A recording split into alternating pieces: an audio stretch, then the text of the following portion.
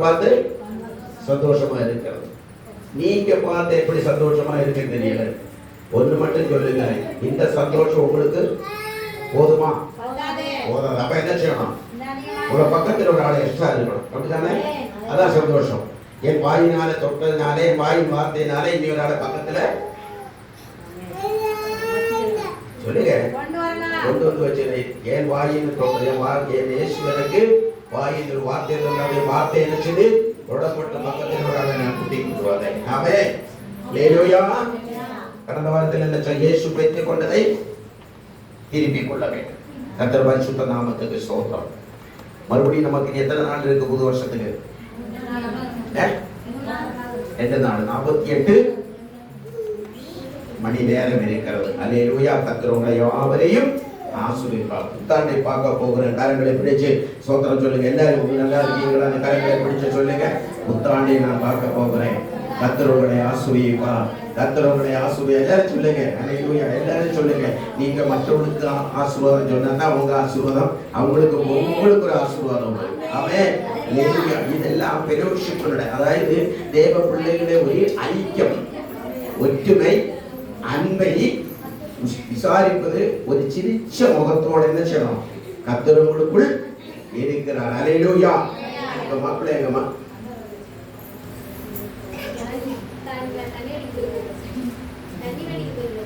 தங்கி வேலைக்கு போயிருக்கா?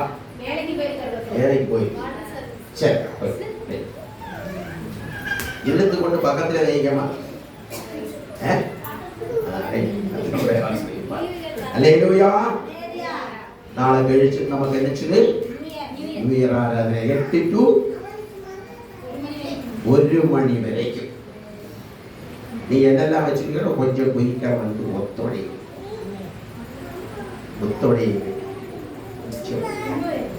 என்ன குடிச்சுடா சவுண்ட் சொல்ல. நான் குறைச்சிதான் வரேன், நீங்க கொஞ்சம் குறைச்சிக்க சரிங்களா? ஏன்னா கிட்டத்தட்ட கேரளாவில் 13 சபை உடைத்ததுக்காக நாங்கள் நெட்டில பார்த்தோம். பெரிய பெரிய சபை நடத்த முடியுது. டெல்லியில் 15 சபை. அப்போது அரசாங்கம் அந்த மாநிலங்களே கணக்கு போட்டு பார்த்தா ஒரு வருஷத்துல 750 சபைகளே துன்பப்படுத்திருந்தாச்சு. ஒரே மாநிலத்தில் 227 250 சேராம இருக்கிறது. ஆகவே ரொம்ப கவனமாக அதோட வந்துடாம இருந்தாங்க. நம்ம செய்ய வேண்டிய நம்ம வேலை செய்யணும். கர்த்தர் செய்ய வேண்டிய நமக்கு அவரு செய்வார். நான் முன்னால என்ன செய்யணும்? யாரும் ஒரு கொஞ்சம் அட்ஜஸ்ட் பண்ணி 1 மணிக்கு மேலே 1:15 எல்லாமே முடித்து விட்டு சந்தோஷமாக போகும்படியாக எல்லாரும் நேர்த்தியாக வர வேண்டும் என்று மிகுந்த தாழ்மையோட அன்போட உங்களிடத்தில் கேட்கிறோம். அக்கம் பக்கம் இருக்கவங்களை கூட்டிட்டு வாங்க. நியூ இயர் நாட்களுக்கு தான் புது குடும்பங்கள் வருவார்கள், ஆத்துமாக்கள் கடந்து வருவார்கள். அவர்களுக்கு கிறிஸ்துவின் அன்பை சொல்லும், எடுத்து சொல்லும். நீங்கள் முன்மாதிரியாக இருக்க வேண்டும். ஹல்லேலூயா. கலந்து போன கைகளை எல்லாம் நிச்சயம் திடப்படுத்தணும். முழங்காலு குலுங்கி சூப்பி கிடக்கிறவர்கள் எல்லாம் எழுப்பி நிற்க வேண்டும். ஆமென். ஹல்லேலூயா. கர்த்தர் உங்களை ஆசீர்வதிப்பார். வேற ஏதாவது உங்களுக்கு சொல்ல வேண்டியிருந்தால் சொல்லலாம், செபிக்க வேண்டியிருந்தால் செபிக்கலாம். செவக்குறுப்பு இருந்தால் செவக்குறுப்பு விஷமாட்ட கொடுத்துட்டு போங்க. இல்லை காணிக்கை பெட்டியில போட்டுக்கோங்க. காணிக்கை உண்டியில் நிறைஞ்சிருக்க மாதிரி தெரியுது, நிறைஞ்சு தள்ளி இருக்கிற மாதிரி தெரியுது. என்ற மேலதான் கிடக்கு யாரா வச்சிருக்கீங்களா? அப்படியா? சோத்தம். அப்ப அவனோட நோக்கம் 10வது நிறைஞ்சு வழிந்திருக்கே சொல்லி என்ன செய்யணும்? நிரப்பணும். ஹல்லேலூயா. கர்த்தர் பரிசுத்த நாமத்துக்கு ஸ்தோத்திரம். எல்லாரும் எனக்கு அவனுள்ள திராணிக்கேற்ற உதவிகளை செஞ்சீங்க. 22ஆம் தேதி எல்லாம் நேர்த்தியா முடிச்சது. உங்களோட நேரங்கள், உங்களோட உடல்நிலைகள், உங்களோட சூழ்நிலைகள், பொருளாதார ரீதியிலே கொடுத்துறை யாவரையும் ஆண்டவராய் இயேசு கிறிஸ்துவின் நாமத்தினால வாழ்த்துகிறேன், நன்றி சொல்லுகிறேன். ஹல்லேலூயா. கர்த்தர் உங்களை ஆசீர்வதிப்பார். என்னை கொடுக்காதவர்களும் கொடுங்கள், கொடுத்து கர்த்தருடைய ஊழியங்களை தாங்குங்கள். 2வது காரியத்தை நான் சொல்லுகிறேன். யாராவது சபைக்கு பொருத்தனைகளை செலுத்தி இருந்தால், சபைக்கோ தேவனுக்கோ நீங்கள் பொருத்தனைகளை செலுத்தி இருந்தால் இந்த 2024 முன்னையோ பொருத்தனைகளை செலுத்தி இருந்தால் நீங்க தேவ சமூகத்திலே செபித்து தானே இருந்தால் இந்த வருஷத்துக்குள்ளே இந்த 48 மணி நேரத்துக்குள்ளே நீங்கள் செலுத்திவிட்டு ஒப்பரவானால் உங்களை புது வருஷத்துக்குரிய ஆசீர்வாதம் எப்படி இருக்கும்? எப்படி இருக்கும்? மிகுந்த ஆசீர்வாதம். பொருத்தனைகளை யோசிச்சு பார்க்கணும். பொருத்தனைகளை செலுத்துவது வெள்ளிங்க கூடாது. பாருங்களேன், பொருத்தனை மிகுந்த முக்கியமானது. பொருத்தனை கனப்படுத்த, அதாவது நீ தேவ சமூகத்தில் ஒரு வார்த்தை சொல்லி இதை நான் செய்வேன் என்று சொல்லி கொண்டிருந்தால் அது யார்கிட்ட சொல்லுகிறோம்? யார்கிட்ட சொல்லுகிறோம்?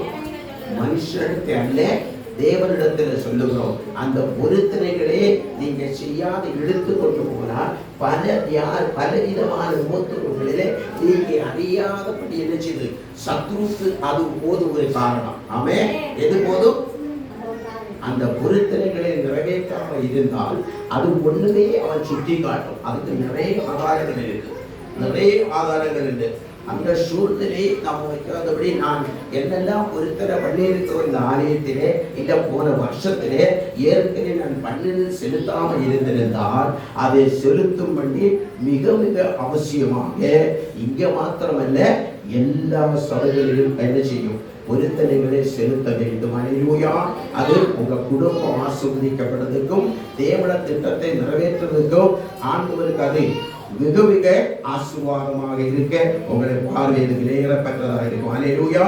ஆகவே பொருத்தனைகளை செலுத்துங்கள். குறைபாடுகளை உணர்ந்து தேவனோடு கூட புதிய வருஷத்துக்கு ஒப்பரவாய் கர்த்தர் உங்களை ஆசீர்வதிப்பார். ஆமென். அல்லேலூயா. கர்த்தர் பரிசுத்த நாமத்துக்கு ஸ்தோத்திரம். நான் கடந்த மாதத்தில் இந்த மாதத்தில் தான் பல காரியங்களை சொல்லிக் கொண்டு இயேசுவின் பரப்பை குறிச்சும் வடத்தை குறித்து தன்மைகளை குறிச்சும் பேசிக்கொண்டே வருகிறோம். ஆனால் கடந்த வெள்ளிக்கிழமை வந்தவர்களுக்கு அதோட ஒரு சில காரியங்களை புரிஞ்சது. வந்தவங்களுக்கு புரிஞ்சதா உங்களுக்கு? ஆகவே கவனிச்சு கேளுங்கள். அதில் ஒரு சில வசனங்களை சொல்லிவிட்டு நாம் செய்திக்கு நேரே கடந்து எத்தனை பேர் உற்சாகம் அளிக்கிறீங்க? வாசிக்கிறான். லூக்கா 8ஆம் அதிகாரம் 1 வசனத்தை வாசியுங்கள். அதில் உங்களுக்கு நான் விளக்கத்தினுடைய ஆதாரங்கள் அதிலே வரும். பின்பு அவர் பட்டணங்கள் தோறும் கிராமங்கள் தோறும் பிரயாணம் பண்ணி தேவனுடைய ராஜ்யத்திற்குரிய நற்செய்தியை பிரசங்கித்து எங்கெல்லாம் பிரயாணம் பண்ணி பட்டணந்தோறும் கிராமங்கள் தோறும் பிரயாணம் பண்ணி தேவன ராஜ்யத்தை குறித்து நற்செய்தி கூறினார். பிறப்பை மாத்திரம் நாம் கிறிஸ்துவின் நாட்களிலே அதிகமாக கிறிஸ்துவை பற்றி நாம் சொல்லுகிறோம்.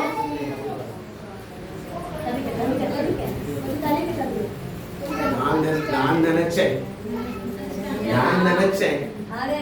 என்ன நினைச்சேன் தெரியுமா? தப்பா நினைச்சேன். ஏதோ யாருக்கு சேர் இல்லாம இருக்கிறது, யாரோ வீட்டிலிருந்து கொண்டு சேரு கொண்டு வந்து போட்டு உட்கார வச்சு தூக்கிட்டு போகுதுன்னு நினைச்சேன். இப்ப இது எதுக்கு? யாருடைய பங்குது? அங்க வாங்க கத்துறவங்க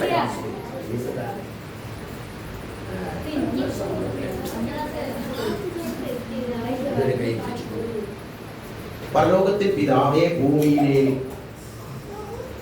உம்மோட திட்டத்தின்படி தீர்மானத்தின்படி நீ முன்குறிச்ச இந்த மக்கள் உம்மை அறிந்தும் உமக்காக வாழ்ந்தும் நாமத்தினாலே ஆண்டவரே ஆசீர்வதிக்கப்பட்ட ஞான தங்கராஜும் அரியான காமியாவும் கொடுத்த குடும்பத்தையும் கருத்தில் ஒப்புக் கொடுக்கிறோம். இந்த நாளிலே, இந்த வருஷத்தினுடைய இறுதி மாதத்தின் இந்த நாளிலே கடைசி ஞாயிற்றுக்கிழமை அவர்களே உனக்குள்ளே பொருத்தனை பண்ணதோ இல்லை சபைக்கு இதை நாங்கள் செய்யறதுக்கு குடும்பமாய் ஒற்றுமையாய் தீர்மானம் எடுத்து ஆண்டவருடைய சமூகத்திலே கொண்டு வந்த இந்த நாட்காலிகளை சபையாராகிய நாங்கள் ஆசீர்வதிக்கிறோம். எல்லாவர்களுக்காக கரங்களை வந்து சோத்திரம் பண்ணுவோம். ஆண்டவரை நாமும் சொல்லியிருக்கிறோம். ஆண்டவரே, கொடுத்த கரங்களுக்கு நீ ஆசீர்வாதமாகவும் நாளத்தினை கொடுக்கவும் இந்த சபைக்கு இது உபயோகப்படுத்தும்படியாக தங்களால் நியமிக்கப்பட்டு கொண்டு வந்தது ஆண்டவரே. நாட்காலியே ஆண்டவராய் இயேசு கிறிஸ்துவின் நாமத்தினாலே அடிமை ஊழியக்காரை ஆசீர்வதிச்சு அதை ஏற்றுக்கொள்ளுகிறோம். இனியான கொடுத்த குடும்பத்தை ஆசீர்வதியும், இன்னும் அதற்காக கொடுக்கவும் உடைய நாமத்தினாலே பெற்றுக்கொண்டே நாளத்தினை திருப்பி கொடுக்கவும் உடைய நாமத்தினால் அவர் ஆசீர்வதிக்கப்படவும் தங்களுடைய கரத்தில் நன்மை பெற்றுக் கொண்டபடினாலே நாங்கள் நன்றி செலுத்தி இதை ஏற்றுக்கொள்ளுகிறோம். இதனுடைய பங்கு இன்மைக்கும் மறுமைக்கு நீ கொடுத்து ஆசீர்வதிக்க வேண்டும் என்று சொல்லிக்கிறோம். இயேசு கிறிஸ்துவின் நாமத்தில் வேண்டிக் கொள்ளுகிறோம் பிதாவே. கரங்களை தட்டி கர்த்தருக்கு நன்றி சொல்றோம். நாட்கள் தான் நினைச்சேன், ஏன்னா செயல்கள் எல்லாம் பணசாரி கொண்டே வருது. வந்து உட்கார்ந்து இருந்தவெல்லாம் கொஞ்சம் கால நாட்கள் வந்து ஒரு 10 செயல் வாங்கணும்னு நினைச்சேன். கர்த்தர் சந்தித்தார். அல்லேலூயா. கர்த்தர் சந்தித்தார். கர்த்தருக்கு மகிமை. இங்கே நாம் வாசிச்ச பகுதிக்கு கடந்து போகும் பொய்க்கா நாம் முடிச்சு விட இருக்கிறேன். வாசிக்கிறோம். இந்த யோகா 8ஆம் அதிகாரம். பின்பு அவர் பட்டணங்கள் தோறும் கிராமங்கள் தோறும் பிரயாணம் பண்ணி தேவனுடைய ராஜ்யத்திற்குரிய நற்செய்தியை கூறி பிரசங்கித்து வந்தார். பாத்தீங்களா? அவருடைய பிரதான நோக்கம் தேவனுடைய ராஜ்யத்தை நீங்களும் நானும் தெளிவா அறிஞ்சிருக்கணும். எல்லாம் நீங்க கத்தல் தருவார், நிச்சயமா தருவார். இந்த மண்ணுக்குரிய எல்லா ஆசீர்வாதை கத்தல் தருவார். ஆனா இதை மட்டும் மறந்துடக்கூடாது. எதை மறந்துடக்கூடாது? எதை மறந்துடக்கூடாது? தேவனுடைய ராஜ்யத்தை மட்டும் மறந்துடக்கூடாது. அவருடைய பிரதான நோக்கம் என்ன செய்யுது? ஆதி அப்போஸ்தலர் காலங்கள் முதல் தேவனுடைய சிருஷ்டிப்பின் நாளிலிருந்தே மனிதனை தேவன் மிகவும் நேசிச்ச தேவன். ஆனால் மனிதன் மேல தேவன் அந்த நோக்கம், பிரதான நோக்கம் இழந்தது போனதை திருப்பி அங்க கொண்டு போய் சேர்க்கணும். எங்க கொண்டு போய் சேர்க்கணும்? எங்கே விட்டுட்டு வந்ததோ அங்க போய் சேரலாம். ஆமென். அதுதான் அவர் பட்டணம் தோறும் கிராமம் தோறும் என்ன செய்து பிரயாணம் பண்ணி தேவனுடைய ராஜ்யத்தை என்ன செய்து நற்செய்தியாக பிரசங்கித்து வந்தார். நமக்குள்ளே அப்படிப்பட்ட ஒரு நற்செய்தி பிரசங்கம் இருக்கணும். ஒரு அல்லேலூயா சொல்லுங்க. என்ன நற்செய்தி? சுவிசேஷம். அப்படிதானே நம்ம குடும்பங்கள்ல என்ன சொல்லும்? மற்றவர்களை பார்க்கும்போது என்ன சொல்லும்? சுக விசேஷம் கேட்பீங்க. அப்படிதானே? கேட்பீங்களா? கேட்க மாட்டீங்களா? இப்ப திடீர்னு ஒரு ஆளை பார்க்குறாங்க, என்ன எப்படிங்க சுகமா இருக்கீங்களா? என்ன சுவிசேஷம்? எங்கனே உண்டு? ஓ, சுகமா இருக்கணும். எந்த சுகம்? சுகம் விசாரிப்பாங்க. என்ன கேட்பாங்க? என்னெல்லாம் கேட்பாங்க? நம்ம என்னெல்லாம் சொல்லுவீங்க? யாராவது சொல்ல முடியுமா? வீடை கட்டினேன், கல்யாணம் பண்ணி வச்சுட்டேன், பேரப்பிள்ளை வந்துச்சு, வாழ்க்கை ரொம்ப சுக விசேஷமாக இருக்கிறது. அல்லேலூயா. ஆனா இயேசுவானவர் சொன்னாரு தேவனுடைய ராஜ்யத்தை நினைச்சாங்க. பட்டணம் தோறும் கிராமம் தோறும் பிரயாணம் பண்ணி நற்செய்தியை பிரசங்கித்து வந்தார். அவரோடு கூட இந்த அடுத்த ஸ்டெப் 12 பேர் அவரோடு கூட இருந்தார்கள். எத்தனை பேர் இருந்தார்கள்? 12 பேர் இருந்தார்கள். அவர் சுவிசேஷம் அறிவிக்கப்பட்டவர் அவரோடு கூட இருந்தவர் 12 பேர். அவர் பொல்லாத ஆவிகளையும் வியாதிகளையும் நீக்கி குணமாக்கின சில ஸ்திரீகளும் 12 பேர் மாத்திரமல்ல, பொல்லாத ஆவிகளையும் வியாதிகளையும் நீக்கி குணமாக்கி சில ஸ்திரீகளும் 7 பிசாசுகள் நீங்கின மகதலேனால் எண்ணப்பட்ட மரியாளும் ஏரோதின் காரியக்காரனான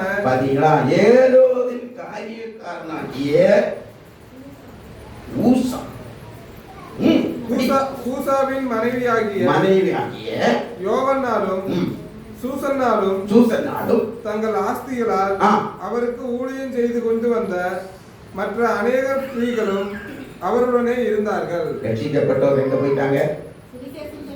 யாரோடு கூட போயிட்டாங்க? எப்படிப்பட்டவர்கள்? வியாதிப்பட்டவர்கள். 7 பிசாசு பிடித்த ரட்சிக்கப்பட்டு ஆண்டவர் ருசிச்சு பார்த்த உடனே அவரோடு கூட என்ன செஞ்சாங்க? பின் சென்றார்கள். சுவிசேஷம் அறிவிக்க கடந்து போனார்கள். அல்லேலூயா. இந்த 12 பேர் மாத்திரம் அவர் தெரிந்து கொள்ளப்பட்டவர்கள், மற்றவர்களோ சுகம் பெற்றவர்கள். ஒரு அல்லேலூயா சொல்லுவாங்க. இங்கதான் முக்கியம். அவர் சுகம் பெற்று நேர வீட்டுக்கு போகல. நல்ல முடிவெடுத்து நினைச்சாங்க, இந்த குருவோடு கூட நினைச்சாங்க பின்பற்றி போக ஒரு சாட்சியாக இயேசுவோடு கூட பிரயாணத்திலே அவர்கள் இருந்தார்கள். அல்லேலூயா. இயேசுவோடு கூட பிரயாணம் செய்ய இருக்கிறீங்க. நாங்க முக்கியம். அவர் தேவன ராஜ்யத்தை குறித்து தான் பிரசங்கம் பண்ணா. நாம எப்போது நினைச்சது தேவன ராஜ்யத்தை குறித்து சொல்ல வேண்டும், சங்கிக்கப்பட வேண்டும், என்னது சாட்சி உள்ளதாக பின் செல்ல வேண்டும். அல்லேலூயா. நம்ம நினைச்சோம் இயேசுவோடு கூட நடக்கக்கூடிய ஒரு நன்மை நமக்குள்ள எப்பவும் நினைச்சோம் இருக்க வேண்டும். அல்லேலூயா. இப்படி போக பிரயாணம் பண்ணிக்கொண்டு அவர் சொல்லிக்கொண்டு சீஷர்களையும் பின்பற்றி வந்த அவருடைய குணங்களையும் ஸ்ரீகளையும் சொல்லிக்கொண்டே அவர் போகையில் சகல பட்டணங்களிலும் இருந்து திரளான ஜனங்கள் அவரிடத்தில் வந்து கூடின போது அவர் ஊமையாக சொன்னது. ஊமையாக பேச ஆரம்பிச்சார். அவரு ஊழியம் செய்ய ஆரம்பித்த உடனே கூட போறவங்க எப்படிப்பட்டவர்கள்? நல்ல சாஸ்திரிமாரா, வியாதிலிருந்து சுகம் கிடைச்சவங்க, பிசாசு பிரச்சனை, பெரிய பதவி உள்ளவர்களா,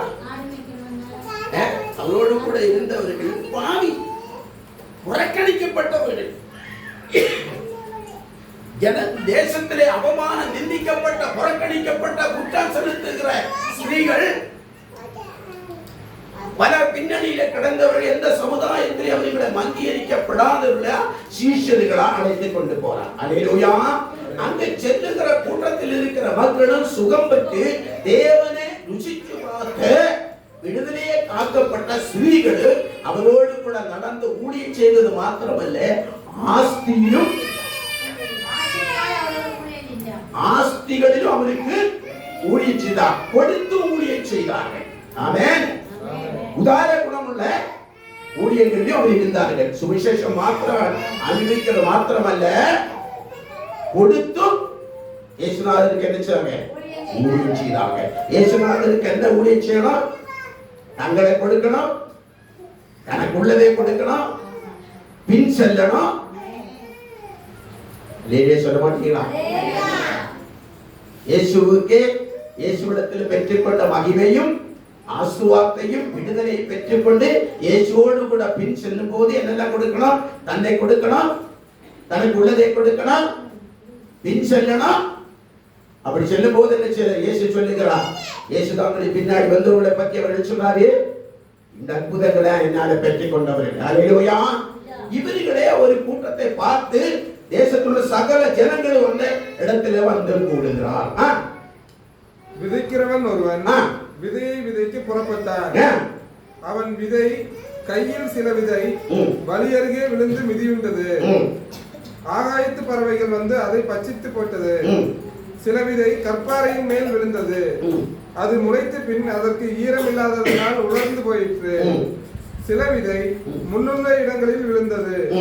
முள் கூட வளர்ந்து அதை நெருக்கி போட்டது. சில விதை நல்ல நிலத்தில் விழுந்தது. அது முளைத்து 100 பலன் கொடுத்தது என்றார். எத்தனை வகையில பேசுறாரு? 4 வகையான விதை. 4 வகையான வேத வசனம். ஆமென். எங்கெல்லாம் விதைச்சாரு? கற்பாறையில. கல்லு இதயத்தில் விழுந்தா என்ன செய்யாது? உழைக்காது. அதுக்கு என்ன இல்லை? ஈரமில்லை, வேரூந்தி நிக்க முடியல. கொஞ்ச நாள் கழிச்சோன்னு வளர்ந்து வெயில் அடிச்சு ஈட்டேற ஏற நம்ம என்ன ஆகும்?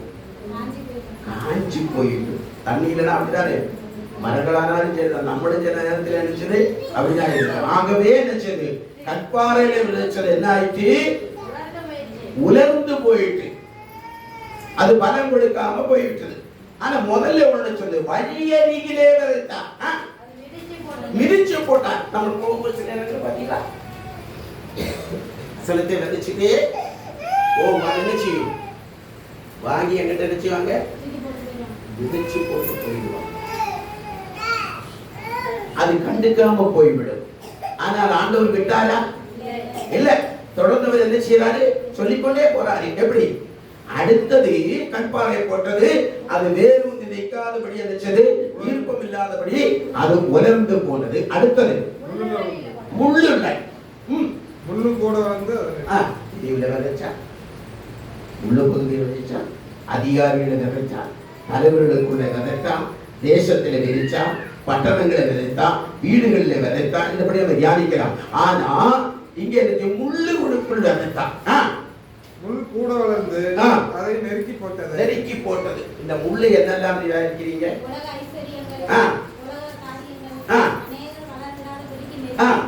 அநேக காரியங்களை நம்ம நினைச்சது என்ன வியாதி,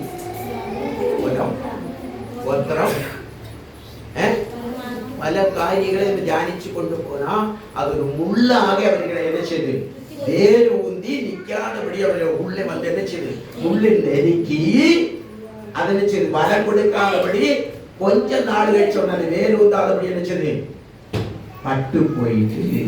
அல்லேலூயா. அது பலம் கொடுக்காம போயிட்டு. உலக வாழ்க்கையிலே இயேசுவோடு கூட வாழ விரும்பும் நல்லா தான் இருக்கும். பாடுகளில் வரும்போது இந்த விதை என்ன செய்யுது? வேறே முளைக்க முடியாத அளவுக்கு உலக காரியங்கள், குடும்ப காரியங்கள் எல்லாம் நம்மளை நெருக்கி என்னது பலன் கொடுக்காதபடி நாளுக்கு நாள் என்ன செய்து அது பட்டு போன நிலைமை இருக்கிறது. அல்லேலூயா. அடுத்தது சில விதை நல்ல நிலத்தில் விழுந்தது. எங்க விழுந்திருக்கணும்? நல்ல நிலத்திலே விழுந்தது. இந்த விதையில வந்துகிட்டு தரத்தை காட்டுகிறாங்க, நல்லதே காட்டுகிறாங்க, நல்ல நிலத்தை காட்டுகிறாங்க. விதை விழுந்து அது முளைத்து ஒன்று நூறாக பலன் கொடுக்கும். ஒன்றுக்கு என்ன செய்றாங்க? 100. ஒன்று எப்படி செய்யணும்?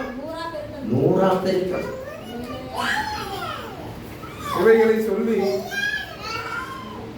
ஒன்று 100 படம். எத்தனை பேர் பெருக்கிறீங்க? நல்ல நிலை எத்தனை பேர் பெறுகிறீங்க? நல்ல நிலமாக மாறும். நல்ல நிலை 100 பெருக்கணும். ஆண்டவர் எதிர்பார்க்கிறோம். அது பெருகணும். நீங்க என்னென்ன பெருக்க போறீங்க எனக்கு தெரியாது, ஆனா பெருகணும். ஆஸ்தியிலே, ஐஸ்தியத்திலே, ஆத்மாக்களிலே, சபைகளிலே, தேசங்களிலே நீங்கள் கனி கொடுக்கிற ஒரு 100 மடங்கு பெருக்கத்தை கனி கொடுக்கிறதாக மாற வேண்டும். அல்லேலூயா. அது எப்படிப்பட்ட நிலமாக இருக்கணும்? நல்ல நிலமாக. நல்ல நிலம்னா என்ன? அதுல நீர் இருக்கும், நல்ல மண் இருக்கும், நல்ல வேர் ஊந்தி போகிறதுக்கு என்ன செய்யுது? நல்ல வாய்க்காலாக எனக்கு விட்டு கொடுப்பாங்க. என்னது? ஆழமா என்ன செய்வாங்க? அது இடம் கொடுக்கிறதுக்கு என்ன செய்வாங்க? விட்டு கொடுப்பாங்க. அப்ப அதை என்ன செய்யுது? வசதியாக வேர் ஊந்தி நின்று வளர்ந்து போறதுக்கு என்ன செய்யுது? கனி கொடுக்கும். நல்ல விசுவாசம் இருக்கும், நல்ல இருதயம் இருக்கும். அது மாத்திரமல்ல, அந்த விதையை தியானிச்சு பார்ப்பாங்க. இது எப்படிப்பட்ட விதை இருந்திருக்கிறது? இது எப்படிப்பட்ட நான் கிடைக்காத விதை. அல்லேலூயா. இது நினைச்சு 100 மடங்கு பெறுகிறது. அவன் விழுந்தது ஒரு விதை, ஆனா எத்தனை விதை கொடுக்கும்? 100 மடங்கு. அது கனி கொடுக்கிற 100 மடங்கு கொடுக்கும். அப்ப அந்த விழுந்த விதை எப்படின்னு யோசிச்சு, அந்த மண்ணு நல்லா பார்க்க தண்ணி இருக்கு, மண்ணு சரியா இருக்கு, நல்லா இருக்கு. இது இப்ப நம்ம தக்க வச்சா என்ன செய்யும்? 100 மடங்கு கிடைக்கும். அவன் நல்ல நிலமாக வேரூந்து நிற்கக்கூடிய ஒரு வாய்ப்புள்ள இருதயமாக தேவன் அங்க சொல்ல நல்ல நிலத்திலே விழுந்தது. அது 100 மடங்கு பலன் கொடுத்தது. அடுத்த வருஷத்தோட சொல்லி நம்ம செய்திக்கு கடந்து போவோம். இவைகளை சொல்லி கேட்கிறதற்கு காதுள்ளவன் கேட்க கடவன் என்று சத்தமிட்டு கூறினார். இயேசுவே சத்தம் போட்டாருங்க. மெதுவா சொன்னாரா? நான் சத்தம் போட்டா தானே பிரச்சனை வருது. இவைகளை சொல்லி காது உள்ளவன் கேட்க கடவாங்க வந்திருக்கிற மக்களை இயேசுனார் எப்படி குத்துறாராங்க? எப்படி எப்படி பார்த்து அந்த செய்தியெல்லாம் அன்பாக கொண்டு வந்துட்டு அவர் விட்டாரா? விடல. அங்கே குத்துறாரு. தொல்லான ஜனங்கள் பார்த்தார். அநேக ஜனங்கள் வந்த இடத்துல பல இடத்துல வந்து போட்டு, ஆனா அங்க முடிச்சுட்டு அவர் சொல்லிட்டு இதெல்லாம் அவர் சொல்லிட்டு சொல்லாரு, காது உள்ளவன் கேட்க கடவன். அப்ப வந்தவங்களுக்கு காது இல்லையா? இருக்கு. காது உள்ளவன் சொன்னாங்க, காது இல்லாமலும் இருக்குன்னு அவருக்கு தெரிஞ்சு போச்சு. அவன் காது உள்ளவன் கேட்க கடவன்.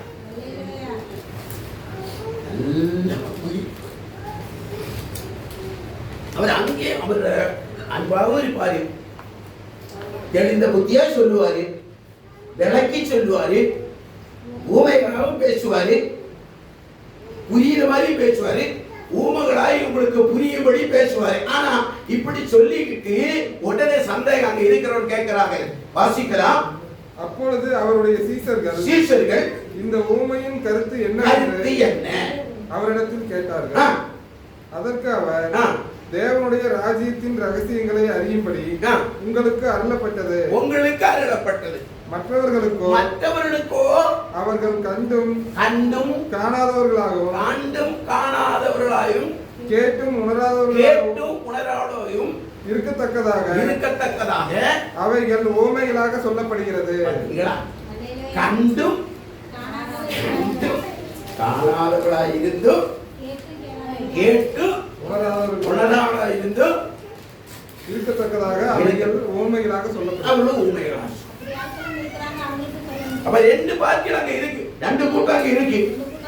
ஒண்ணு காது உள்ளவங்க கேட்க கடவன். காது இருக்கிறவங்க கேட்டுக்கப்பா, காது இல்லாத கேள்விக்கு அவர்கள் உணராம கண்டும் கேட்டு உணராம இருக்கிறதுக்கு ஊமைகளாக சொல்லும். அப்படி என்றால் ஒரு சபையிலே தேவனத்திட்ட ஊமைகளாகவும் விவரிச்சு சொல்லும், அன்பாக எடுத்து சொல்லும், எடுத்து வேத வசனத்தின்படி விளக்கத்தின்படி சொல்லும். ஆனா எப்படி கேட்கணும்? கரங்களை தட்டி கர்த்தருக்கு மகிமை சொல்லுவோம். காது உள்ளவன். ஆமென். அப்ப அவர் என்ன செய்தாரு? பிரயாணம் பண்ணினார். பிரயாணம் பண்ணாம அது எதை வச்சு பிரயாணம் பண்ணாரு? தேவனுடைய ராஜ்யம். ஆமென். தேவனுடைய ராஜ்யத்தை வச்சு இயேசு பறந்து வளர்ந்து அவருடைய தன்மைகளை எல்லாம் நம்ம வாசிச்சோம். ஆனா இந்த புது வருஷத்துடைய கடைசி போகிற புது வருஷத்துக்குள்ள கடைசி ஞாயிற்றுக்கிழமை கூட சொல்லுகிறது, அவர் பிரயாணம் பண்ணி பட்டணங்கள் கிராமங்கள் தோறும் போய் தேவனுடைய ராஜ்யத்தில் அவரை பிரசங்கித்தார் என்று வாசிக்கிறோம். அவரோடு கூட இருந்தவர்கள் அவருடைய தன்மையை அறிந்தும் ருசிச்சும் அவளுக்கு ஆஸ்தியும்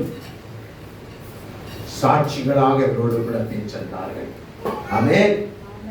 நாமளும் ஒரு புது வருஷத்துல தங்களோடு கூட என்ன செய்யணும்? சபையோடும் ஊழியக்காரோடு இணைந்து என்ன செய்யணும்? வாய் தொடர்ந்து சொல்ல மாட்டீங்க, ஊழியம் செய்யணும், செய்வேன்னு சொல்றவங்களை கைவிடுங்க. நம்மளோட பிரதான நோக்கம் தேவனுடைய ராஜ்யத்தை குறித்து நாம் போதிக்க வேண்டிய இயேசுவோட தன்மை என்ன செய்து அவர் பிரயாணம் பண்ணி தேவனுடைய ராஜ்யத்தை குறித்து நினைச்சாங்க, பிரசங்கம் பண்ணினார். அல்லேலூயா. ஆகவே நமக்குள்ள இருக்க வேண்டிய மிக முக்கியமான ஒரு காரியம் அதுவாக எடுத்துக்கொள்ளுங்கள். கர்த்தர் உங்களை ஆசீர்வதிப்பார். இங்க வாசிக்கலாம் போல ஒரு 2 சாமுவேலின் புஸ்தகம், தேவனுடைய வார்த்தையை நான் கவனிச்சு கொள்ளுங்க. 2 சாமுவேலின் புஸ்தகம் 3ஆம் அதிகாரம் முதல் வசனத்தை மட்டும் வாசியுங்கள்.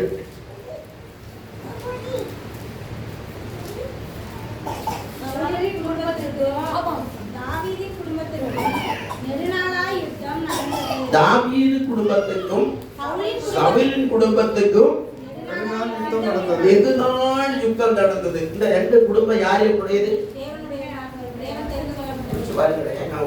இந்த செய்தி நிறைய பெருக்கிக் கொண்டு போகிறான். நீங்க ஆதி ஆமத்திலிருந்து வெளிப்படுத்தலும் வரைக்கும் நல்லா நீங்க படிச்சு பார்த்தீங்கன்னா தேவ ஜனம் தான் தேவனை அதிகமாக துக்கப்படுகிறார். ஏன்? தேவ ஜனம்தான் தேவ ஜனத்துக்குமாக பல போராட்டங்களை சந்தித்து தேவட நாமத்துக்கு நினைச்சாங்க. எதிர்த்து நின்றது யாரா இருந்தது? தேவ ஜனமா இருந்தது. ஹல்லேலூயா. நீங்க எங்க வேணா ஆட்சி அடைஞ்சு பாருங்க, நம்ம எடுத்த உடனே என்ன சொல்ல தெரியுமா? ரட்சிக்கப்படாதவங்களை குறித்து நம்ம பரவச்சுக்காம செய்யணும். அவங்க அறியாமலே செய்கிறாங்க, அறிஞ்சு செய்கிறோம்.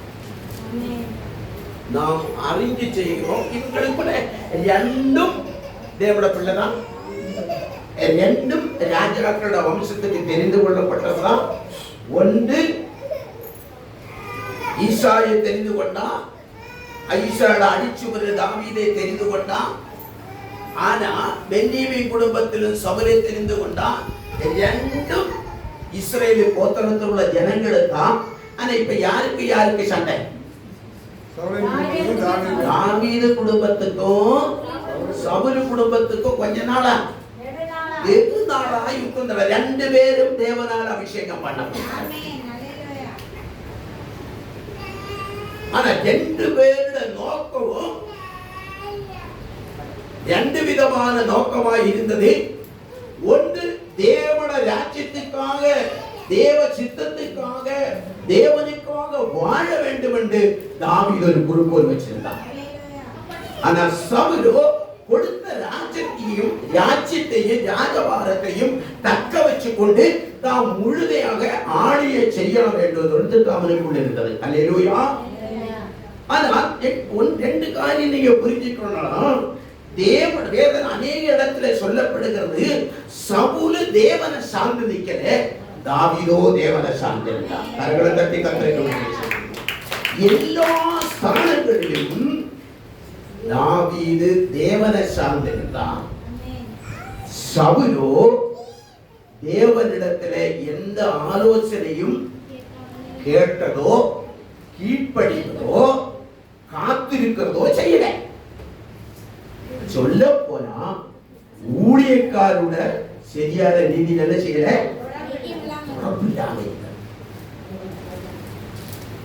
எத்தனை பேருக்கு புரியுது? புரியுதா? என்ன இதுதான் சவுலுக்கு கிடைச்ச ஒரு பெரிய பாக்கியம். இஸ்ரேல் ஜனங்கள் தான் சொல்லுங்க, எங்களுக்கு ஒரு ராஜா வேணும். என்ன வேணும்? எங்களுக்கு ஒரு ராஜா வேணும். தேவனையே உங்க வீட்டுல நடத்தி கொண்டுதான் நல்லா இருக்கும். அது உங்களுக்கு உணர்ந்தா தான் நல்லா இருக்கும். உணரலன்னா புரியுதா? புரியலையா? நம்ம குடும்பத்துல தேவனே நடத்துறா இருந்தா நம்ம ஜானிச்சு பார்க்கும் போது என்ன செய்யுது?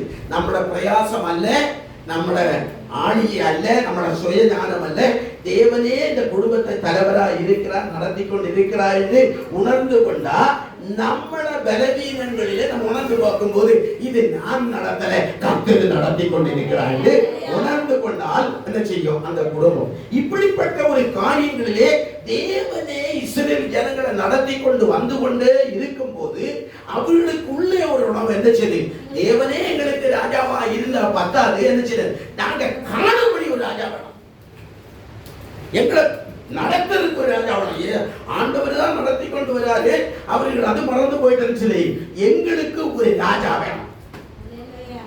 தருவாரா? தர மாட்டாங்க. கேட்கறது தருவாருங்க, வசனம் தானே சொல்லுது. எதை கேட்டா தருவதுனால எனக்கு ஏசி சொல்றாரு, என் நாமத்தினால் நீங்க எதுவுமே கேட்கல, கேளுங்க தரப்படுவார். கேட்கிறவர் கொடுக்குவாரு. ஆனா கேட்டதெல்லாம் நமக்கு தகுதியா உண்டான்னு நம்ம யோசிச்சு பார்க்கலாம். அது தேவனால் வருகிறதா நீங்களா வருகிறதா யோசிச்சு பார்க்கலாம். கேட்டு தரும் சிஸ்டர், கேட்டு தரும் தம்பி. ஆனா என் சித்தத்தின்படி நான் நீ விரும்புறதா என்பது நமக்கு தெரியாது. எனக்கு அது வேணும் என்று ஜனங்களை கேட்டார். கொடுத்தாரா? கொடுத்தாரு. அலெக்ஸ் பார்த்து நீங்க சொல்லுங்க, இந்த வழியில வருவான், கழுதை வச்சுட்டு வருவான், இப்படிப்பட்டவனா இருப்பான், அப்படிப்பட்டவனா இருப்பான், இப்படிப்பட்டவனா இருப்பான் எல்லாம் அடையாளம் கண்டு நான் எடுக்க விடுவேன். ஆனா அடையாளம் கண்டு கழுதை தேடி வந்து எங்க விழுந்தாங்க? கேட்ட இடத்துக்கே வந்தாங்க. எங்க வந்தாங்க? சாமுவேல் ஆலயத்துக்கு அருகிலே வந்தார்கள். ஏன்னா தேவன் இவங்க கேட்டது கர்த்தர் கொடுக்கணுமல்ல. நம்மட வாழ்க்கையிலும் கர்த்தர் எதை கேட்டாலும் தருவனாதான் வேணும் சொல்லுகிறது, தருவாரு. ஆனா அவரை சித்தமா இல்லையாது இந்த மக்கள் எங்கே கேட்டதில்லை. அல்லேலூயா சொல்லுங்க. அவர்களை கேட்டது போல கொடுங்கப்பா, ஒரு கூட்ட அபிஷேகம் பண்ணி என்ன சரி அபிஷேகம் பண்ணி கொடுங்க என்று சாமுவேல்கிட்ட சொல்லிட்டாங்க. அவர் வந்தாங்க. ஆனா அதோட தன்மையெல்லாம் கொடுத்தாங்க. நீங்க போய் என்ன காத்திருக்கணும், 7 நாள் காத்திருக்கணும், அபிஷேகம் பெற்றுவார்கள், உனக்கு நேரா ஒரு தேவ பிள்ளைகள் வருவார்கள், அவர்களோட கனம் பண்ணுவார்கள். வேதத்தில் இழுக்கப்பட்டிருக்கிறது நாம் வாசிச்சிருக்கிறோம். டிவி மூலியமா அநேகர் பார்த்திருப்பீங்க. ஆனால் இதெல்லாம் எது ஒரு எடுத்துக்காட்டாக விட்டிருந்தாலோ தேவன சித்தத்தின்படி என்ன செய்யல சவுல் வாழவில்லை. அல்லேலூயா. இங்க சொல்லப்படுது தாவீதுக்கும் சவுலுக்கும் பெருநாள் யுத்தம் நடக்கிற காரணம் தாவீதுடைய திட்டம் வேற, சவுலுடைய திட்டம் வேற, தாவீது மேலே கர்த்தர் வச்சிருக்க திட்டம் வேற. சவுலுடைய மேலே திட்டம் வைக்கல, கேட்டதை கொடுத்தார். திட்டத்துக்கு தீர்மானத்துக்கு வித்தியாசம் இருந்தது. அது எளிதிலே விழுந்து போய். அல்லேலூயா. அதான் இங்க பெருநாள் இந்த குடும்பத்திலே அநேக நாட்கள் பெருநாள் யுத்தம் நடந்தது என்று வேதத்தில் வாசிக்கிறோம். ஆமென். அல்லேலூயா. ஆனா சவுல் நாளுக்கு நாள் வேதம் சொல்லுகிறது அவன் நாளுக்கு நாள் பலவீன அவனை தரமட்டமாக்கி கொண்டு வந்தது. தாவீதோ நாளுக்கு நாள் விருத்தி அடைந்தது. கரங்களை தட்டி கர்த்தருக்கு மகிமை செலுத்துவோம். வேதத்தில் அநேக இடங்களை அடையாளம் நாளுக்கு நாளுக்கு தாவீது விருத்தி அடைந்து கொண்டே போனான். ஆனா அவனுக்கு போராட்டமும் இல்லை. அல்லேலூயா. அந்த சவுலுடைய வாழ்க்கை போராட்டத்திலே அது அடிவிலேக்கு போய்கொண்டிருந்தது. தாவீதோட வாழ்க்கையிலே போராட்டம் இருந்தது. அது வெற்றி கொடியாக மாறினது. அது ஜெயம் உள்ளதாக மாறுற. தாவீது ராஜாவாகணும் உள்ள பிடிவாதமே அவனுக்கு கிடையாது. ஆனா சவுலுக்கு ஒரு பிடிவாதம் இருந்தது. நான் எப்படியாவது நிச்சயம் என்னையும் நிலைநிறுத்தணும், என் வம்சத்தை நிலைநிறுத்தணும், என் சந்ததியை நிலைநிறுத்தணும். ஆனா ஒரு நாளும் தேவ சித்தத்தின்படி என்ன செய்து கர்த்தர் சமூகத்துக்கு போகல. அல்லேலூயா. சாமுவேலிடம் எந்த ஆலோசனையும் கேட்கப்படவில்லை. அது நிறைய இடங்கள் இருக்கிறது. ஆகவே அந்த குடும்பம் நாளுக்கு நாள் கீழ்மட்டமாய் தாவீதுடைய குடும்பம் பெறப்பட்டு கொண்டு வந்தது. அல்லேலூயா. ஆகவே அப்படிப்பட்ட காரியங்களிலே சில காரியங்களை நான் உங்களுக்கு சுட்டிக்காட்ட விரும்புகிறேன். வாசிக்கலாம். தாவீதுடைய திட்டம் எப்படி தேவன் நம்மளை வச்சிருந்தார் என்றது வாசிக்கிறார். இங்க வாசிக்கீங்களே எசேக்கியேல் 34ஆம் அதிகாரத்துக்கு போவோம். எசேக்கியேல் 34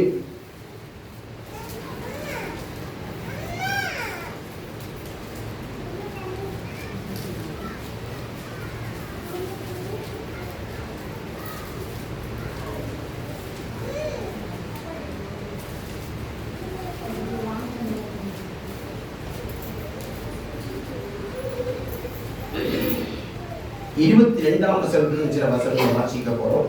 எசேக்கியேல் 34 நான் 23 வாங்க. அவர்களை மேய்க்கும்படி என் தாசனாகிய தாவீது என்னும் ஒரே மேய்ப்பனை நான் அவர்கள் மேல் விசாரிப்பாய் இருக்க ஏற்படுத்துவேன். யாரை ஏற்படுத்துவேன்? யாரை ஏற்படுத்துவேன்? தாவீதை ஏற்படுத்துவேன். அங்க மேலே வாசிக்கிறோம். அதுக்கு மேலே ஒரு வசனம் இருக்கிறது. வாசிங்கள். நான் என் ஆடுகளை இனி சூறையாகாதபடிக்கு சூறையாடாதபடி. அப்ப என்ன செய்தாரு இந்த சவுல்? சூறையாடுதல் அவருக்குள்ள இருந்தது. அல்லேலூயா. இப்போ தாவீதை குறித்து தான் பாடுவது. 2 பேருக்கு வெடுநாள யுத்தம் நடந்ததுனால இங்க இப்ப யுத்தத்துக்கு ஒரு முடிவு என்ன செய்யுது? யாருக்கு ஜெயம் வந்தது?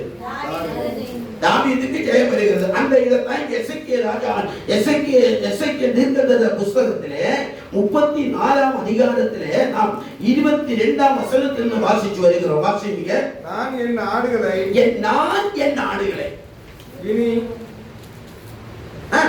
இனி சூறையாடாதபடிக்கு ரட்சித்து ஆடுகளுக்கும் நியாயம் தீர்ப்பேன். ஆடுகளுக்கும் நியாயம் தீர்ப்பேன். இப்ப 2 விதமான ஆடுகள் அங்கே இருக்கிறது. அவன் ஒரு ஆடு என்ன கூட்டம் இருக்கும், இன்னொரு ஆடு என்ன கூட்டம் இருக்கும். ஆமா, செம்மறி ஆடு இருக்கும், எல்லா ஆடுகளும் இருக்கும். ஆனா இங்க சொல்லப்படுகிறது என்னது, ஆடுகளுக்கும் ஆடுகளுக்கும்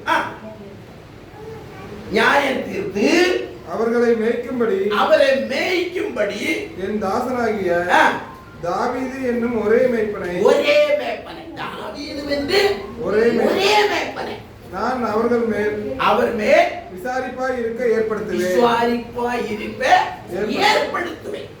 எப்படி? இந்த சவுலுடைய ஆடுகளை மேய்க்கல, அவரோட பிரதான நோக்கம் என்னது, ஜெயித்து வந்த உடனே சொன்னதே 1-2 காரியங்களே என்ன செய்தார்கள். பெலிஸ்தியர்களை அழித்துட்டு வந்தான் முதல். 2வது போய் அழித்துட்டு வந்ததுல தரமானதெல்லாம் படிச்சு கொண்டு உள்ளே வச்சாங்க. அல்லேலூயா. இது தேவனுக்கு பிரியமில்லாத காரியம் என்று ஆண்டவருக்கு தெரியும். ஆனா ஜனங்களுக்கு ஏற்றபடி கொடுத்தாரா? கொடுத்தாரு. கொடுக்க மாட்டேது வேற எங்க சொல்ல, கேட்கிற எவனும் பெற்றுக் கொள்வான், கேட்கிறது எவனும் பெற்றுக் கொள்வான். ஆண்டவர் கொடுத்தார். ஆனால் தேவன சித்தம் சவுல் மேலே இருந்ததா? இல்ல. அல்ல, நீங்க தேவ சித்தம் உள்ளவர்களும் சித்தம் இல்லாதவர்களை கொடுப்பார்கள். ஆனா ஆடுகளுக்கு நடுவிலே நான் என்ன செய்வேன்?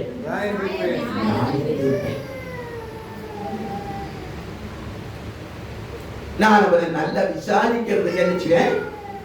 ஏற்படுத்துவேன். கீழே வாசிக்கலாம். இவர் அவர்களை மேய்த்து இவரே அவர்களுக்கு மேய்ப்பனாய் இருப்பார். இவர்களை மேய்த்து இவனே அவர்களுக்கு என்ன செய்வாங்க? மேய்ப்பனாய் இருப்பேன். கர்த்தராகிய நான் அவர்களுக்கு தேவனாக இருப்பேன். இப்போ மேய்ப்பனை வச்சிருக்கிறாங்க, ஒரு மேய்ப்பனை உலகத்துல வச்சிருக்கிறாங்க. அப்படிதானே தாவீதை இவர்களே மேய்ப்பாங்க. நான் அவர்களுக்கு எப்படி செய்வாங்க? தேவனாய் இருப்பாங்க. கரங்களை தட்டி கர்த்தருக்கு மகிமை செலுத்துங்க. சில நேரங்களிலே நம்ம அப்படிதான் நினைப்போம், எல்லாமே நாங்க தான். அவன் மேய்ப்பனுக்கு மனுஷனை மேய்க்கிறதுக்கு மனுஷனை நியமிக்கப்படுகிறார். யாருக்கு பயந்தவங்க? கர்த்தருக்கு பயந்து மேய்ப்பனுக்கு உள்ள வித்தியாசத்தை வேறுபடுத்தி, மனிதனுக்கு உள்ள வித்தியாசத்தை வேறுபடுத்தி, மந்தைக்கு உள்ள வித்தியாசத்தை வேறுபடுத்தி, அவனை தான் தெரிந்து கொண்டு அவனை நான் அபிஷேகித்து ரட்சிக்கப்பட்ட அவன் என்ன செய்வான்? என் ஆடுகளை மேய்க்கிறவனாக மாற்றுவேன். அந்த மேய்ப்பன் சரியான என் நிலைகளை மேய்ப்பான். நான் அவர்களுக்கு தேவனாய். அல்லேலூயா. நிச்சயமா பாசம் நல்லா இருக்கு. நாங்க கேட்டு சலிச்சு போச்சு. இந்த வருஷத்துல எத்தனை செய்தி கேட்டிருக்கீங்க? ஒரு வருஷத்துல எத்தனை செய்தி வருகிறோம்? 52.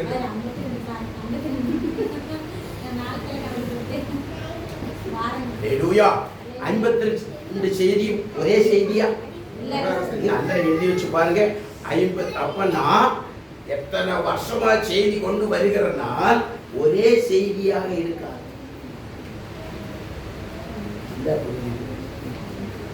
ஒரே செய்தியாக இருக்காது. ஒவ்வொருக்கும் ஒவ்வொரு வித்தியாச அடையாளங்கள் இருக்கு. எத்தனை பேர் இந்த வருஷத்துல இருக்கிற எல்லா செய்தி எழுதி வச்சிருக்கீங்க? யாரும் கேட்க மாட்டேன்னு நினைச்சு இருக்கிறாங்க. நான் வீட்டு போய் மனைவி பிடிப்பேன். அதெல்லாம் நல்லா யோசிச்சு பாருங்க. என்ன செய்தி கொடுத்தாரு, என்ன தலைப்பு கொடுத்தாரு, எங்க முடித்தாரு, எப்படி முடித்தாரு என்றெல்லாம் நீங்க எழுதி வைக்கலாம். நீங்க என்ன செய்வீங்க? அப்படின்னா நான் ஒண்ணு கேட்கிறேன். இந்த தாவீது எந்த குலத்தில் உள்ளது? சாமுவேல் எந்த சாமுவேல் எந்த குலத்தில் உள்ளது? சவுல் எந்த குலத்தில் உள்ளது? சரி, தாவீது சரி. இது சாமுவேல்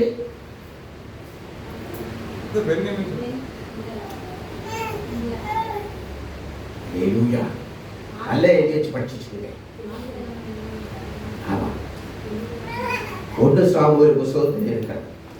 அல்லேலூயா. 1 சாமுவேல் புத்தகத்தில் அன்னாண்ட வாழ்க்கை எந்த குலத்துல சேர்ந்தது, அன்னாண்ட வாழ்க்கை எந்த குலத்துல சேர்ந்தவங்க, எப்படி பிறந்தாலும் அந்த குலம் இல்லாத இருக்கிறது. அல்லேலூயா. ஆகவே நீங்க நல்லா புரிஞ்சுக்கலாம். 12 மாதம் கொடுக்கிற செய்திகளை கடந்து போய் இருக்கிறதா இருந்தால் அதில் நம்ம என்னெல்லாம் பெற்றுக்கொண்டு என்றது நாம் புரிந்து நடக்க வேண்டும். அல்லேலூயா. கர்த்தர் பரிசுத்த நாமத்துக்கு ஸ்தோத்திரம். இங்கே வாசியுங்கள், அதோட விளக்கங்களை சொல்லி முடிப்போம்.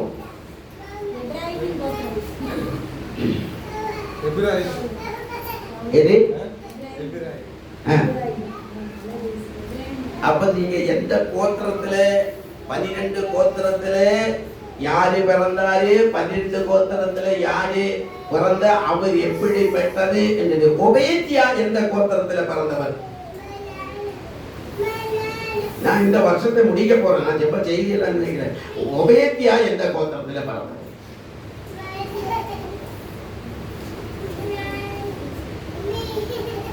போவாஸ் எந்த கோத்திரத்துல பிறந்தது?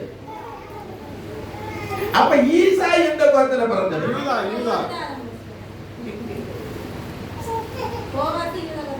அப்ப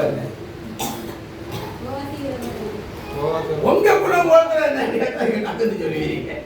அல்லேலூயா. கர்த்தர் பரிசுத்த நாமத்துக்கு கோத்திரங்களும் தெரிஞ்சிருக்கணும். அடிச்சு விடுங்களே என்ன. ஆமென். அல்லேலூயா. என்னப்பா இதெல்லாம் இன்னைக்கு கேட்கவே நான் எதிர்பார்க்கவே இல்லைன்னு கேட்கிறீங்களா? வருஷத்தின் கடைசி ஞாயிற்றுக்கிழமை கண்டிப்பா கேட்கிறேன். ஆமென். அல்லேலூயா. ஆகவே இங்க வாசிக்கலாம். எசேக்கியேல் 34 நம்ம வாசிச்சு வந்துட்டு இருக்கிறோம். வாசிக்கலாம்.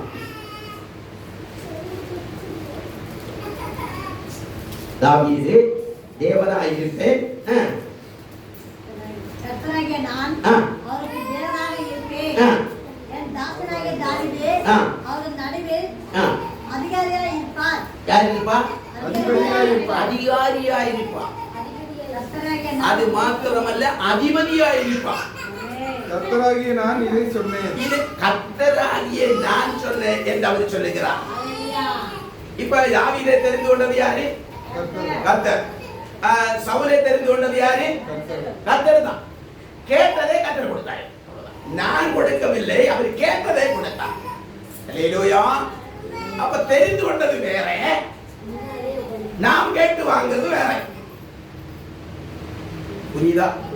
நான் கேட்டுக்கொண்டு வாங்குறது அல்ல. 2 விதத்துல வரும். கேட்டுக்கொள்வது 2 விதத்துல வரும். அவன் நான் விரும்பினதே அவன் கேட்டான், அதே அவனுக்கு கொடுத்தேன். யாரு சொன்னார்கள்? நான் விரும்பினதே நீ உன் இதயத்தில் வந்ததுன்னு சொல்லி சாட்சி கொடுத்தது யாரு?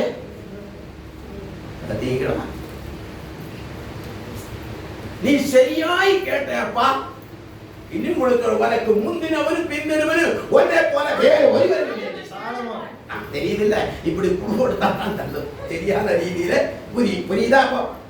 அவன் சரியான கேட்டது கொடுத்தான. கர்த்தருக்கு அவனுக்கு சரியா ஆயிக்கிறது. அவன் விரும்புறதே கொடுத்தான். நம்ம கேட்கிறத கவனமா இருக்கு.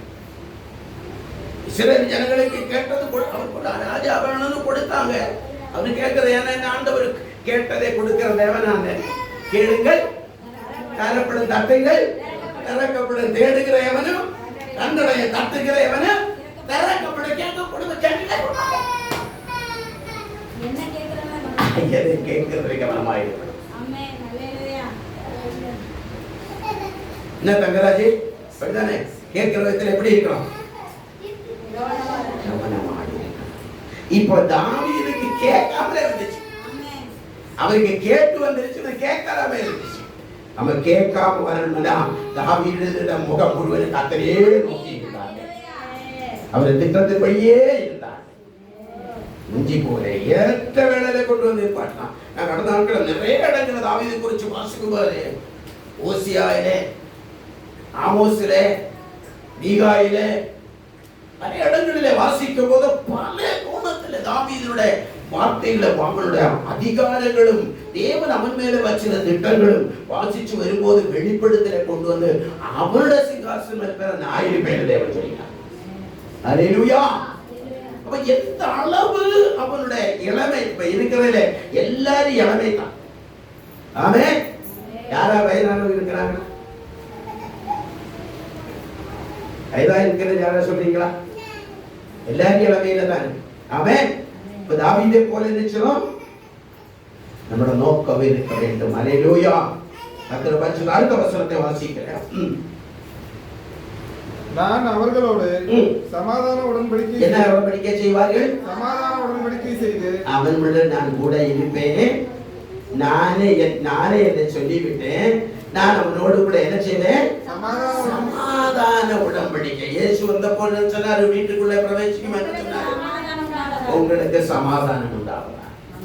அதுதானே, நீங்கள் ஒரு வீட்டுக்குள்ள போக என்ன சொல்லணும்? இந்த வீட்டுக்கு சமாதானம். அல்லேலூயா. இந்த வீட்டுக்கு இன்னைக்கு ரட்சிப்பு என்று சொன்னார். அல்லேலூயா. கர்த்தர் பரிசுத்த நாமத்துக்கு ஸ்தோத்திரம். சமாதானம் என்று சொன்னார். அடுத்தது, துஷ்ட மிருகங்களை தேசத்தில் இராதபடிக்கு ஒழிய பண்ணுவேன். பாத்தீங்களா? அவர்கள் சுகமாய் வனாந்தரத்தில் தாபரித்து காடுகளில் நித்திரை பண்ணுவார்கள். நான் அவர்களையும் என் மேற்கின் சுற்றுப்புறங்களையும் ஆசீர்வாதமாக்கி ஏற்ற காலத்திலே மழையை பெய்ய பண்ணுவேன். அப்படி மழை பெய்ய பண்ணுவேன். மலையாளத்தில் போட்டு ஆசீர்வாத மழைன்னு போட்டு, ஆசீர்வாதமான மழை பெய்யும் போட்டுட்டா. அப்ப சாப மழை இருக்கா? இருக்கு. வந்த மழையில எப்படிப்பட்ட மழை? அழிவு. மழையில 2 மழை இருக்கு. புயல்ல 2 புயல் இருக்கு. அழிவிலே 2 அழிவு இருக்கு. அல்லேலூயா. கர்த்தர் எப்படி சொன்னா பாருங்களேன், ஒருத்தரை தலைவனாக்கி வச்சுட்டு மந்தைகளை மேய்க்க வச்சுக்கிட்டு அவருக்கு நான் தேவனாய் இருப்பேன் சொல்லிட்டு அவர்களுக்கு எந்தெல்லாம் இடத்துல வாழ்ந்து நான் அவர்களுக்கு என்ன செய்ய பாதுகாப்பா இருப்பேன். அது மாத்திரம் தேசத்தில் என்ன செய்வேன்? ஆசீர்வாத மழையை கட்டளை. கடந்த நாட்கள் இந்த கூட்டத்தை வரும்போ 10 நாள் வெக வேதனை எனக்கு. இங்க வந்தா அங்க வந்தா அங்கே கூட கூட மரங்கள் கூட கூட எனக்கு என்ன செய்யுது? கலக்கல். ஏன்னா வரவங்க இந்த தகுதியில எப்படி வாழ்றது, இந்த கூட்டம் எப்படி நடத்துது, எப்படி நடத்துது, வேதனையோடு இருந்த ஜெபித்தே உங்களுக்கு கர்த்தர் ஆசீர்வதிப்பார். நான் போராடி ஜெபித்தேன். ஆண்டவரே, கூட்டம் முடிந்த பின்புதான் நீ மழை சொன்னேன். கூட்டங்கள் எல்லாம் முடிச்சு வீட்டுக்கு போய் நான் அந்த பாஷை பேசிக்கொண்டு சொன்னேன், பாஷை மழை பெய்யுதான். நான் சொன்னேன், வெளியா போற அடைச்சு வச்சுட்டேன் பாஷை. நீங்க வந்து கூட்டம் முடிச்சுட்டு போனப்பதான் மழை பெய்யணும்னு சொன்னேன். அது பேச்சு காமிச்சு. ஆனா எங்க ஊர்ல மழையில நீ சொன்ன மாதிரி நான் அடைச்சேன். ஆனா இப்போ மேல முடிஞ்சிச்சு, நான் திறந்து விட்டேன். அல்லேலூயா. எப்படி கேளுங்க தருவாரா? கேட்கவே கேட்கணும். விரும்புறதை கேட்கணும். ஆனா தாவீது இங்க கேட்கறதா இல்லை, தேவரே கொடுக்கிறார். அது மக்கள் கேட்டாங்க, கொடுத்தாங்க. அல்லேலூயா. ஆனா ஆண்டவரோ இவனை கேட்டு வச்சிருந்தா, தெரிந்து வச்சிருந்தா. ஏற்றவில்லை. தேசத்திலே ஆசீர்வாத மழையை பெய்ய பண்ணுவேன். சீக்கிரம் சீக்கிரம் சீக்கிரம். வெளியின் விருட்சங்கள் தங்கள் கனியை தரும். கனியை தரும்.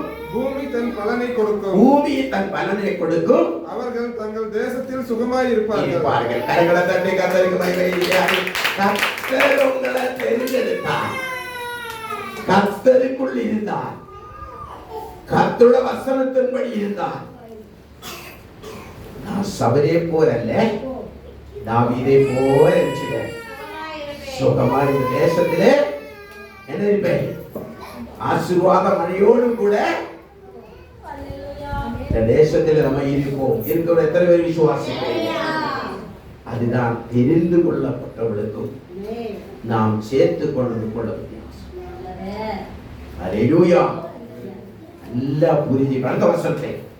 நான் அவர்கள் நுகத்தின் கயிறுகளை அறுத்து அவர்களை அடிமை கொண்டவர்களின் கைக்கு அவர்களை நீங்களாக்கி விடுவிக்கும். ஒரு மேப்பனை கூட்டி வச்சுட்டு மந்தைக்குள்ள பித்தை காட்டிட்டு அவர்களை மேய்க்க வேண்டிய விதத்தையும் காட்டி அவர்களோடு கூட நான் இருப்பேன்னு சொல்லி ஒரு வாக்குத்தத்த உடன்படிக்கையோடு கூட ஆசீர்வாதத்தை சுட்டிக்காட்டி பாதுகாப்பை கர்த்தர் கொடுத்து அவரை வழி நடத்தி கொண்டு வரும்போது சொல்லி, தேசத்திலே ஆசீர்வாத மழையும் உனக்கு தருவே தந்து. இங்க சொல்லப்படுகிறது என்னது? நான் அவர்கள் நுகத்தின் கயிறுகளை அறுத்து. நுகம் ஒண்ணு இருக்கா? நமக்கு இருக்கு. யாருக்கெல்லாம் நுகம் இருக்கு? நம்ம நுகம் அறுக்கிறது யாரு தெரியும்னு வச்சுக்கணும். கர்த்தர் தான் நம்ம நுகங்களை அறுக்கணும். கர்த்தர் நம்மளோட நுகங்களை அறுக்கணும். அறுப்பாரா? அவரே அறுக்கிறேன்னு சொல்லிட்டாரு. விட்டு கொடுக்கலாமா? இல்ல, விட்டு கொடுத்தா நிச்சயமா அறுப்பார். ஆமென். அறுத்து அவர்களை அடிமை கொண்டவர்களின் கைக்கு அவர்களை நீங்களாக்கி விடுவிக்கும் போது நான் கர்த்தர் என்று அறிந்து கொள்வார்கள். இதுதாங்க முக்கியம். நம்ம என்ன அறிஞ்சிருக்கணும்? இவருதான் கர்த்தர், இவருதான் தேவன், இவருதான் ஆராதனைக்கு பாத்திரரு, இவருதான் ஆசீர்வாதத்துக்கு பாத்திரரு, இவருதான் ஆசீர்வாதத்தை மழை. பாத்தீங்களா? சூடு பிடிக்க மாட்டீங்க. ஆசீர்வாதத்தை மழை யாரு கொடுக்கிறா? என்ன மழைன்னு சொன்னா என்னதான் ஆசீர்வாதம் வரும்? பூமிக்குரிய ஆசீர்வாதம். ஆமா, அப்படிதானே? ஆசீர்வாதம் ஒண்ணு மாத்திரம் வெறும் மழையா பெய்யாது. எல்லாம் ஆசீர்வாத மழையால் நமக்கு தேவையான எல்லா ஆசீர்வாதம் தருவது. எப்படி தெரியும்? மழை போல தருவார். கரங்களை தட்டி கத்தளிக்கிறது. பத்தாறு பெய்து முடிக்கிற வாங்கி கொடுத்துட்டே இருப்பாரு. யாரு கொடுக்கிறாரு? கர்த்தர். தேசத்திலே ஒண்ணு நினைச்சுனேன், சமாதானத்தோட வச்சிருக்கேன். சமாதானம் இல்லாதவர்களுக்கு என்ன செய்யணும்? கர்த்தர் சமாதானத்தை கொடுக்கிறார்.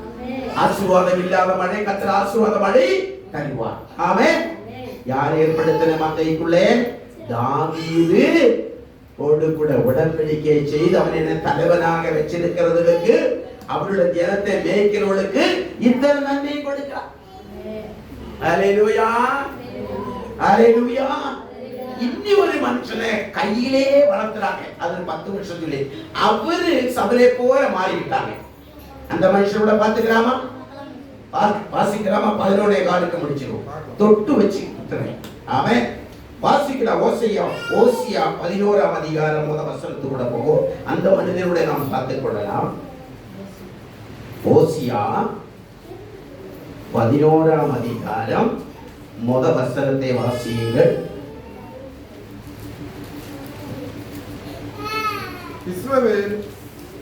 இஸ்ரவேல் இளைஞனாய் இருந்தபோது எப்படியா இருந்தான்? சிறியவனாய் இருந்தான், இளமையிலே இருந்தான். அப்படி எல்லாம் பண்ணிக்கலாம்ல. எப்படி இருந்தா? இளைஞனாய் இருந்த போது நான் அவனை நேசித்தேன். எத்தனை பேரு இளைஞனாய் இருக்கிறதை கர்த்தர் நேசிக்கிறார்? எதுக்கு தெரியுமா? ஓட வேண்டியது.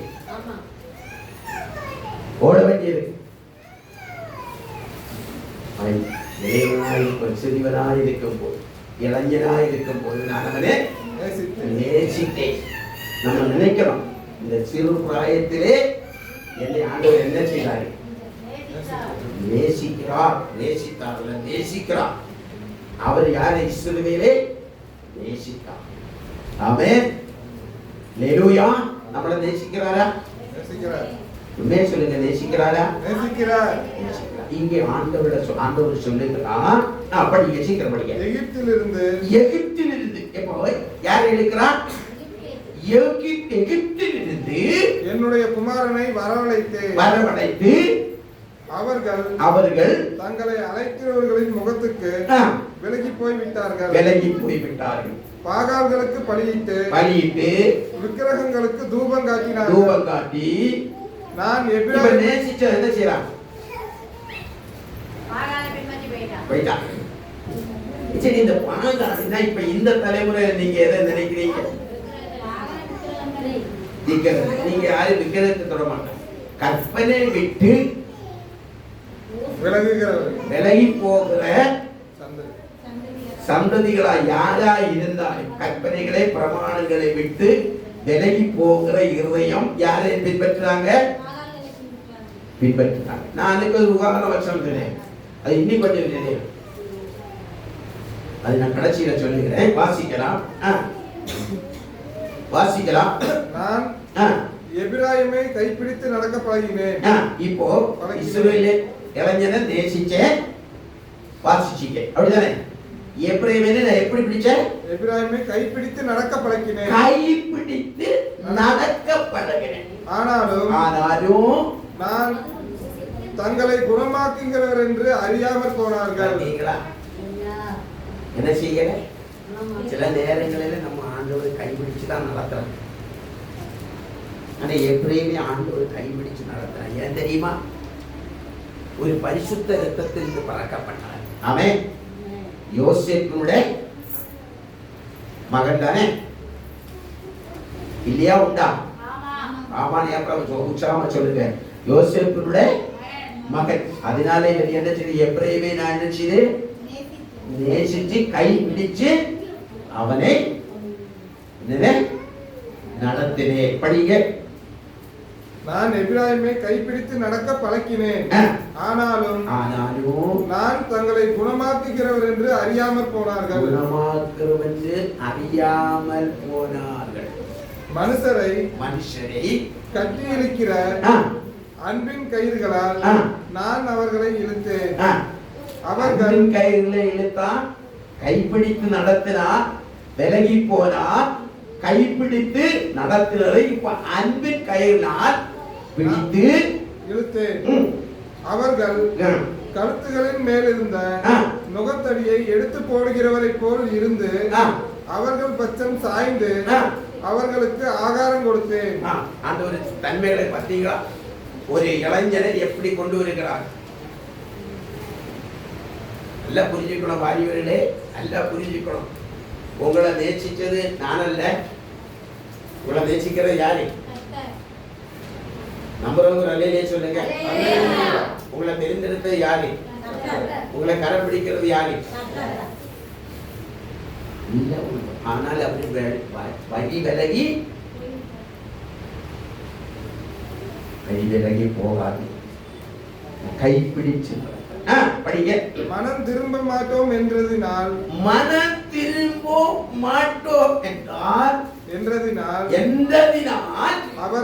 அவர்கள் எகிப்து தேசத்துக்கு திரும்பி போவதில்லை.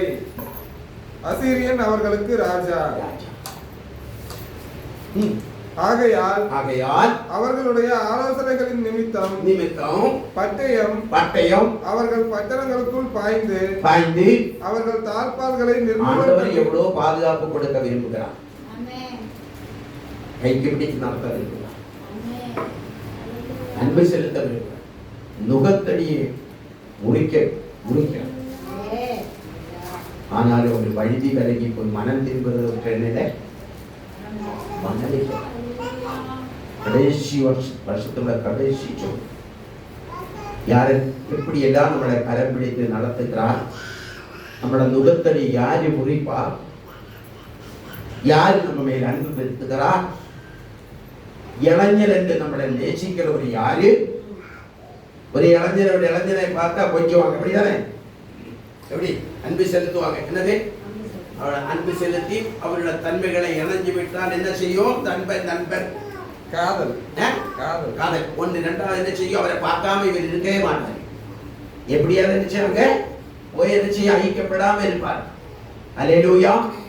எப்படியா நினைச்சோம் செல்லுல பேசாம இருக்க மாட்டேன். என்ன செய்து? அந்த இளைஞனுக்கு என்ன செய்து? சரியான ஒரு ஃபெலோஷிப் இருக்கிறது அறிஞ்சு நினைச்சுவாங்க. அந்த தொடர்பு எப்படியாவது வச்சுக்கிட்டே இருப்பாரு. அல்லேலூயா. ஆண்டவரோ கை பிடித்து நடக்கும். அல்லேலூயா.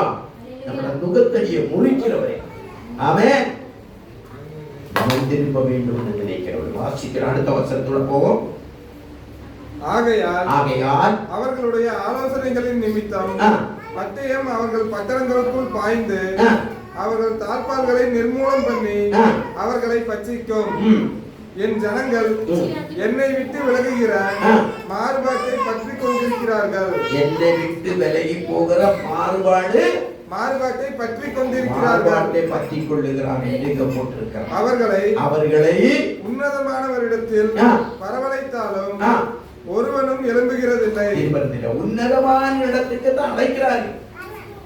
அவர் உன்னதமானவர் தான். அவரிடத்துக்கு தான் திரும்ப விரும்புகிறார்கள். நான் வரவே மாட்டேன், நான் திரும்பவே மாட்டேன், நான் மாறவே மாட்டேன். அல்லேலூயா.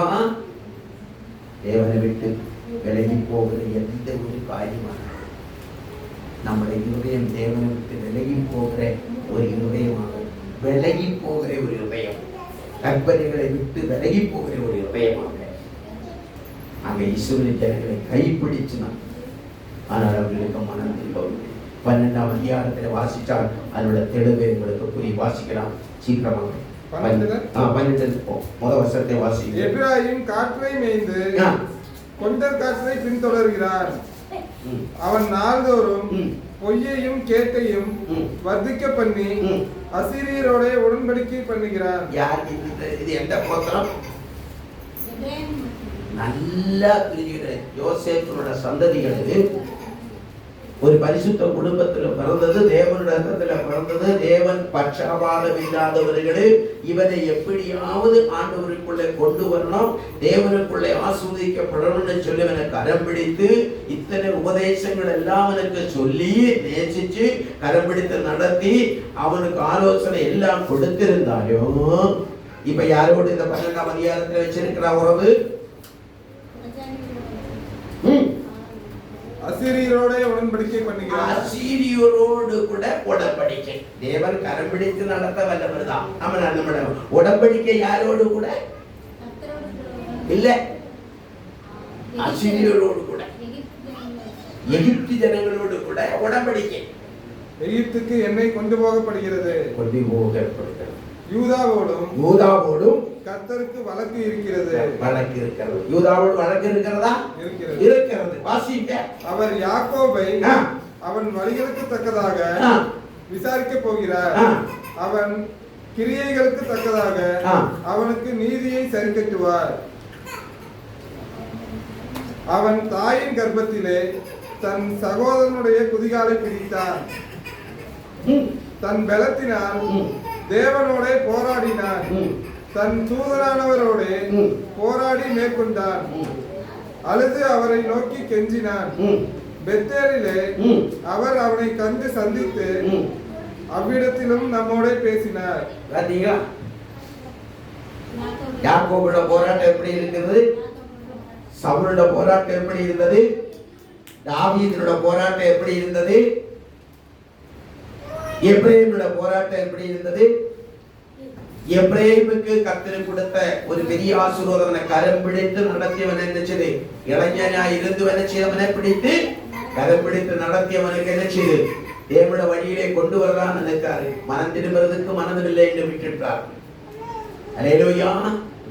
தேவன் கேட்டபடியினாலே சவுலுக்கு ஒரு ராஜபாரியம் ஜனங்களுக்கு கொடுத்தது போல கேட்டது கொடுத்தார்கள். ஆனால் கடைசி வரைக்கும் அவன் யுத்தம் நடத்தது யாரோடு தெரியுமா? யாரோடு? தாவீது குடும்பத்தோடு தான் சத்துரு இருந்தது. அவர் இஸ்ரவேல் பெலிஸ்தியருடைய அவர்களே யுத்தம் செய்து ஜெயிச்சிருந்தாலும் அவனை முழு வைராக்கியம், போராட்டமும், பொறாமைகளும், எரிச்சல்களும், பகைகளும் அனைத்துமே தாவீதினோடும் தாவீத குடும்பத்தோடும் அவனை பின் செல்லுகிற மக்களோடும் இருந்தது. அது அவனுக்கு என்னது? மரணத்துக்கு ஏதுவாக வம்சம் முழுவதும் ஒன்று கூட மிஞ்சாதபடி அனைத்துமே என்ன செய்து அவருடைய மீதினால சங்கரிக்கப்பட்டது. ஒரு நொண்டி குழந்தை தாவீதுடைய கையில கிடைச்சது. அல்லேலூயா. தேவன் அழிக்க விரும்புகிறது அல்ல, ஆக்க விரும்புகிறது. என்ன தெரியுமா? பிணறுகளை உணராது, பாவங்களை உணராது, மீறுதலை உணராதபடி. ஆனா தாவீது ஒவ்வொரு தவறுகளும் தப்புகளும் மீறுதலும் செய்ய செய்ய தன்னை தாழ்த்தி தாழ்த்தி அடியும் ஆண்டவரே, திருத்து ஆண்டவரே, பரிசுத்தப்படுத்து ஆண்டவரே, மிஞ்சி போகிறது சொல்லி சொல்லி சொல்லி ஒப்பரமாய் அண்டி பிடிக்க பிடிக்க இவன் தாயார் எண்ணங்களை மேய்க்கிறதுக்கு நல்ல வேமணி வேண்டாம். அல்லேலூயா.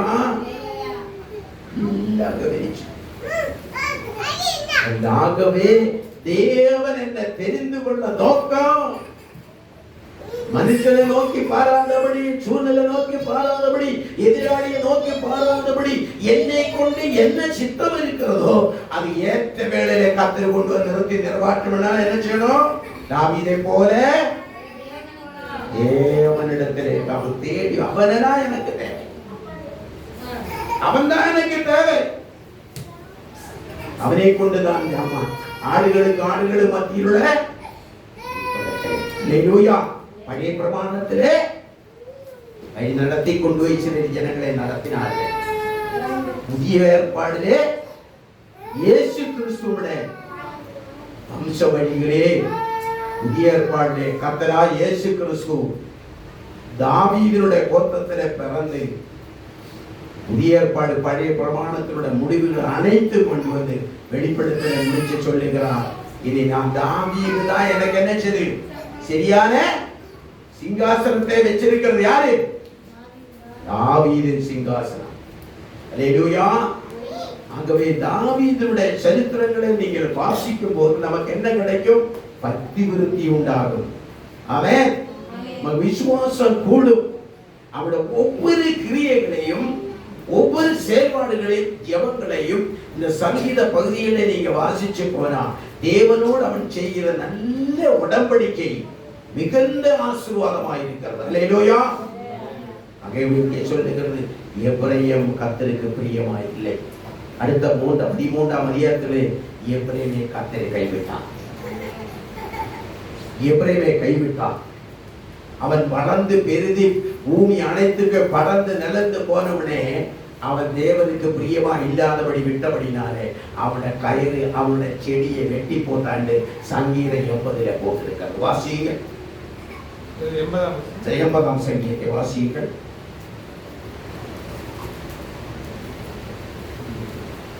இஸ்ரவேலின் மேய்ப்பரே, 80ஆம் வசனம் முதல் வசனத்தை வாசியுங்கள். இஸ்ரவேலின் மேய்ப்பரே, யோசேப்பை ஆட்டு மந்தையை போல் நடத்துகிறவரே செவிகொடும். கேருபீன்கள் மத்தியில் வாசம் பண்ணுகிறவரே பிரகாசியும். எபிராயிம் பென்யமின் மனாசே என்பவர்களுக்கு முன்பாக நீர் உமது வல்லமையை எழுப்பி எங்களை ரட்சிக்க வந்தருளும். தேவனே எங்களை திருப்பி கொண்டு வாருங்கள். எங்க போயிட்டாங்க? தேவனை விட்டு தூரமா போயிட்டாங்க. இப்ப என்ன சொன்னாங்க? திருப்பி கொண்டு வாருங்கள். உமது முகத்தை பிரகாசிக்க பண்ணும். எங்களை முகத்தை பிரகாசிக்க பண்ணும். அப்பொழுது ரட்சிக்கப்படுவோம். அப்போது ரட்சிக்கப்படும். சேனைகளின் தேவனாகிய கர்த்தாவே, எங்கள் தேவனாய கர்த்தாவே, சேனைகளின் தேவனாய கர்த்தாவே, உமது ஜனத்தின் விண்ணப்பத்துக்கு உம்முடைய ஜனத்தினுடைய விண்ணப்பத்துக்கு விரோதமாய் நீர் எதுவரைக்கும் கோபம் கொள்வீர். கண்ணீராகிய அப்பத்தை அவர்களுக்கு போஜனமாகவும் மிகுதியான கண்ணீரையே அவர்களுக்கு பானமாகவும் கொடுத்தீர். எங்கள் அயலாருக்கு எங்களை வழக்காக வைக்கிறீர். எங்கள் சத்துருக்கள் எங்களை பரியாசம் பண்ணுகிறார்கள். சேனைகளின் தேவனே, எங்களை திருப்பி கொண்டு வாரும். உமது முகத்தை பிரகாசிக்கப்படும். அப்பொழுது ரட்சிக்கப்படும். ஒரு வாழ்க்கையில எது வேணும்? பிரகாசம். தேவனுடைய முகம் நமக்குள்ள நினைச்சோம் பிரகாசிக்கப்படும்.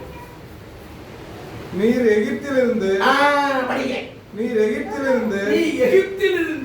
ஒரு திராட்சை கொடியை கொண்டு வந்தீங்க. ஜாதிகளை துரத்தி விட்டு அதை நாட்டினேன். அதற்கு இடத்தை ஆயத்தப்படுத்தினேன். அது வேரூன்றி தேசமெங்கும் படர்ந்தது. அதன் நிழலால் மலைகளும் அதன் கிளைகளால் திவ்யமான கேதுருக்களும் மூடப்பட்டது. அது தன் கொடிகளை சமுத்திரமட்டமாகவும் தன் கிளைகளை நதிமட்டாகவும் படரவிட்டது. இப்பொழுதோ வழி நடக்கிற எல்லா இடங்களிலும் பறந்து போனது. கடற்கரை மட்டும் எல்லா இடங்களிலும் பறந்து போனது. இப்பொழுதோ வழி நடக்கிற யாவரும் அதை பறிக்கும்படியாக அதன் அடைப்புகளை ஏறி தகர்த்து போட்டு அடைப்புகளை வேலி எடுத்து பாதுகாப்பு. தேவன சித்தத்தின்படி இல்லாத எந்த ஒரு ஆட்சியானாலும் திட்டமானாலும் எந்த ஒரு காரியமானாலும் வேலி இல்லை, வேலியை எடுத்து போடும். அல்லேலூயா. இப்போது அவருடைய வேலி ஏன் அடைத்து படர்ந்து வந்தது, செழிப்பாய் போய்ந்தது, கடல் மட்டும் போனது, தேசம் நாலா வழிக்கும் படர்ந்தது. ஆனால் கத்தரிப்பா என்னுடைய என்ன செஞ்சாங்க? எடுத்து போட்டாரு வேறு. ஏறி எடுத்து கீழே ஒன்று சொல்லுகிறது, காட்டுப்பன்றி அதை உழுது போடுகிறது, வெளியின் மிருகங்கள் அதை மேய்ந்து போடுகிறது. சேனைகளின் தேவனே திரும்பி வாரும், வானத்திலிருந்து கண்ணோக்கி பார்த்து இந்த திராட்சை செடியை விசாரித்தருளும். உம்முடைய வலதுகரம் நாட்டின கொடியையும் உமக்கு நீர் திடப்படுத்தின கிளையையும் கடாச்சி தருளும். அது வேண்டாமா? வேணுமா வேண்டாமா? உனக்கு ஏற்படுத்தின உமக்கு நீர் திடப்படுத்தின கிளையையும் கடாச்சி தருளும். அது அக்கினியால் சுடப்பட்டும் வெட்டுண்டும் போயிற்று. உம்முடைய முகத்தின் பயமுறுத்தலால் அழிந்து போகிறார்கள். உமது கரம் உமது வலது வாரிசத்து புருஷன் மீதிலும் உமக்கு நீர் திடப்படுத்தின மனுஷகுமாரன் மீதிலும் இருப்பதாக. அப்பொழுது உம்மை விட்டு பின்வாங்க மாட்டோம். என்ன செய்யும்? எங்களை உயிர்ப்பியும். இந்த ஜெபம் எப்படி? இந்த ஜெபம் எப்படிப்பட்ட ஜெபம்? கொஞ்சம் உணர்ந்தது, தூரம் போயிட்டு இப்படி எல்லாம் நீ செஞ்சீங்க ஆண்டவரே, மனம் திருப்பி நாங்க வந்தோம், நீ இவ்வளவு எல்லாம் பரத்தி விட்டோம், இப்ப எங்களை மேல என்ன இல்லை? வேறு இல்லை, உங்களோட பிரசனம் எங்க மதத்துல இல்ல, அப்படிதானே? உங்களோட பிரகாசம் எங்களை முகத்துக்குள்ள என்ன செய்யணும்? ஒழிக்கணும். இதெல்லாம் விட்டு போய் திரும்பி மாறிமாண்டவரே என்று இவரு கூப்பிடலாம். நாம திரும்பி பார்த்தாதானே அவரு திரும்பி வருவார். நம்ம திரும்ப வரைக்கும் அவரு திரும்ப மாட்டாரு. நாம் திரும்பினதோட ஜெபந்தா பயத்திருக்கிறார். அல்லேலூயா. பரிசுத்த நாமத்துக்கு ஸ்தோத்திரம். ஆகவே குடும்பம் ஒரு குடும்பமாய் ஒரே தேவனுடைய பிள்ளைகளாய் இருந்தது, ஒரே ஆவி பெற்றவராய் இருந்தது, ஒரே உபதேசமாய் இருந்தது, ஒரு தேசத்திலே வாழ்ந்திருந்தது, ஒரே ரத்தத்துக்குள்ள பிறந்தது. கோத்திரங்கள் இருக்கலாம், 12 கோத்திரங்களாய் இருந்திருக்கலாம். ஆனா ஒரு ரத்தத்தை யாக்கோபுடைய 12 கோத்திரங்களே வந்து அவருடைய ஆட்சிக்குள்ளே பதவிக்குள்ளே ஆசிரியை உலகத்திலே வரும்போது தேவன திட்டத்தை நிறைவேற்றாதபடி சுயமன்ற வரப்பரீஷனம் தேவனால் ஏற்படுத்தின திட்டங்களுக்கு விரோதமாக சவுலும் தேவன் ரட்சித்த திட்டத்துக்கு நிறைவேறதற்கு தான் சபிச்ச தன்மையிலே வெற்றியாக தாவீதுக்கும் தேவன் கேட்டபடி தேவனிடத்தில் கேட்டபடி சவுலுக்கு கொடுத்த திட்டத்தை அவர் எப்படியாவது ஆசீர்வதிக்கப்படுவான் என்றுள்ள திட்டத்தோடு கூட மனிதர்கள் தன்னுடைய ஜனத்துக்கு கேட்டபடி கொடுத்தவன் எப்படியோ ஆசீர்வதிக்கப்பட வேண்டும் என்று கொடுத்தார்கள். ஆனா நிலையா இருக்க இல்லை. கொடுத்த அபிஷேகம் போச்சு. எதை சொல்லுகிறது? சோசியமாக போல.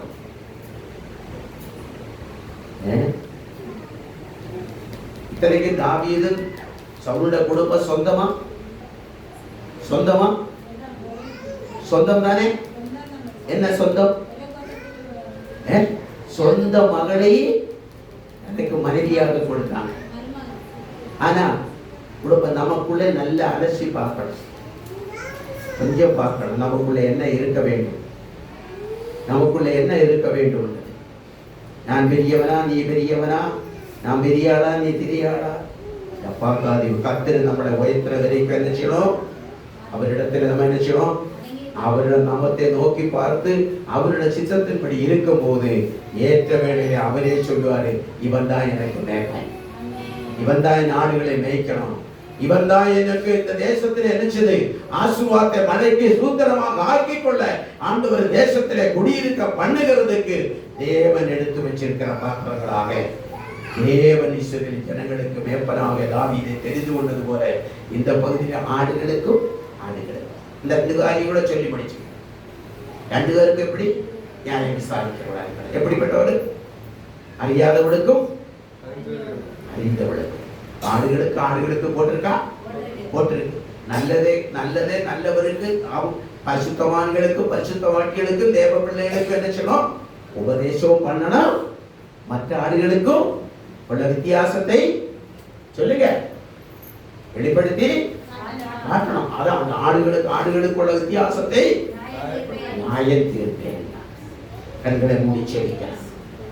கண்களை மூடி கர்த்தரோடு நோக்கி, ஆண்டவரே இந்த வருஷத்துடைய கடைசியை கொடுத்தவன் ஆண்டவரே, இந்த ஞாயிற்றுக்கிழமை இனி ஒரு நாளில் தேவன் எங்களுக்கு கொடுத்த வாக்கியத்தினார் நாங்கள் எப்படி ஆடுகளுக்கும் மத்தியை ஆண்டவர தாசன் தலைமைக்கு தேர்ந்தெடுத்தது போல எங்கள் தேவனாய கர்த்தாவே, நீ கொடுத்த ரட்சிப்பின் சந்தோஷம், சமாதானம் ஆண்டவரே கர்த்தாவே, விக்கிரகங்களுக்கோ சுயத்துக்கோ பலத்துக்கோ மற்றவர்களுக்கு நான் எதிர்த்து நிற்கிற கூட்டங்களுக்கோ வராதபடி ஆண்டவர் தேவ சித்தத்துக்கு தாவீது எப்படி அடங்கி தன்னை தாழ்த்தி தேவனை உயர்த்தும் வரைக்கும் எல்லா நெருக்கங்களிலும் அவர் தன்னை ஆண்டவரே அண்டிக் கொண்டார். சவுலோ கிடைச்ச பதவியை துஷ்டமாக கிரியலை நடத்திச்சு தேவராட்சியம் திட்டத்தை இழந்து தன் குடும்பமே அழிந்து போகிற நிலைமைக்கு வந்தார்கள். ஆண்டவர் எங்களை வாழ்க்கையிலே அப்படிப்பட்ட எங்களுக்கு வாழ்க்கையிலே வராதபடி கர்த்தர்களை ஆசீர்வதித்து திடப்படுத்தி ஒருவருக்கு ஆடுகளுக்கு போதனை பண்ணக்கூடிய நியாயத்தை இருக்கிறவர்களாக எங்களை மாற்றிவிட்டு கரைகளை தட்டி கர்த்தருக்கு மகிமை செலுத்துவோம், நன்றி செலுத்துவோம். ஒருத்தருக்கு ஆடுகளுக்கு நாம் நியாயத்தை இருக்கிறதை நலத்தை சொல்லுகிறவர்களாக, நீதியை சொல்லுகிறவர்களாக, அன்பை சொல்லுகிறவர்களாக அவருடைய சமூகத்திலே ஒப்புக் கொடுப்போம். ஆண்டவர் தாமே இந்த நாளிலே உங்களை என்னையும் ஆசீர்வதித்து ஒரு புதிய ஆண்டிലേക്ക് கடந்து போக வீட்டிலே போய் இந்த வசனங்கள் எல்லாம் தியானிச்சு பார்த்து இளம் பிராயத்திலே ஆண்டவர் எல்லாம் கரம் பிடித்திருக்கிறாரா என்று உணர்ந்து கர்த்தரோடு கூட நாம் ஐக்கியப்படுவோம். கர்த்தரோட யாவரையும் ஆசீர்வதிப்பார். ஆமென், ஆமென். என் ஆத்துமாவே கர்த்தரை ஸ்தோத்திரி, என் உள்ளமே பரிசுத்த நாமத்தை ஸ்தோத்திரி. என் ஆத்துமாவே கர்த்தரை ஸ்தோத்திரி. கர்த்தர் சகல உபகாரோ மறவாதே. நம்முடைய கர்த்தராகிய இயேசு கிறிஸ்துவின் கிருபையும் பிதாவாகிய தேவனுடைய அன்பும் பரிசுத்த ஆவியானவரும் என்றென்றைக்கும் நம்முடைய சபை மக்கள் யாவரோடு கூட நம்முடைய வருகை மற்றும் நிலைத்திருப்பதாக. ஆமென். அல்லேலூயா. கர்த்தர் உங்களை யாவரையும் ஆசீர்வதிப்பார்.